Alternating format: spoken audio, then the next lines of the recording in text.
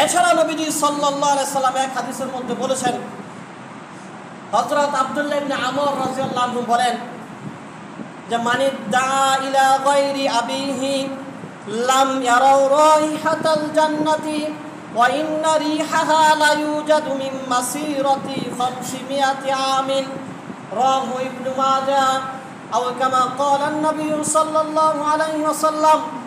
হযরত আব্দুল্লাহ ইবনে আমর রাদিয়াল্লাহু আনহু বলেন যে নবীজি বলেছেন, যেই ব্যক্তি নিজের জন্মদাতা পিতা ছাড়া অন্য ব্যক্তিকে পিতা হিসাবে পরিচয় দেয়, নিজের বাবা ছাড়া অন্য কাউকে বাবা বলে পরিচয় দেয়, নবীজি বলেন লাম ইয়ারাউ রাইহাতাল জান্নাহ, এমন ছেলে জান্নাতের ঘ্রাণও পাবে না।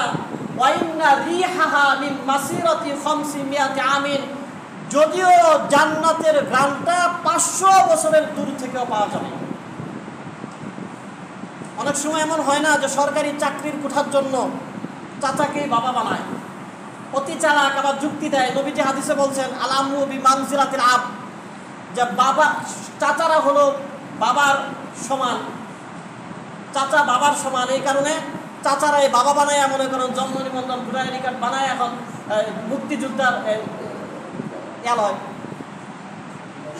এরকম বিদেশে যাওয়ার জন্য, ফ্রান্সে ইউরোপে সিটিজেনশিপ জন্য শ্বশুরে বাপ বানায় ফেলায়, এটা তো এক ধরনের বাপ হয়েছে, এখন সেই আমার বাপ। নবীজি বলেন এইরকম স্বার্থের জন্য যদি কেউ নিজের পিতাকে ছেড়ে অন্য কাউকে পিতৃর পরিচয় দেয়, কিছু ঠুকনো সুবিধার জন্য চিরস্থায়ী জান্নাতের ঘ্রাণটা থেকেও সে বঞ্চিত হবে, যে জান্নাতের ঘ্রাণ 500 বছরের দূরত্ব থেকে পাওয়া যাবে।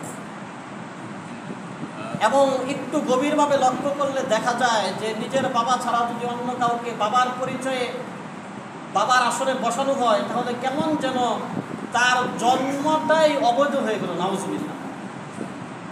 কি দরকার এই একটা ছোট চাকরির জন্য রিক্সা চালিয়ে কাঠ কেটে মাটি কেটেও তো মানুষ জীবন ধারণ করতে পারে।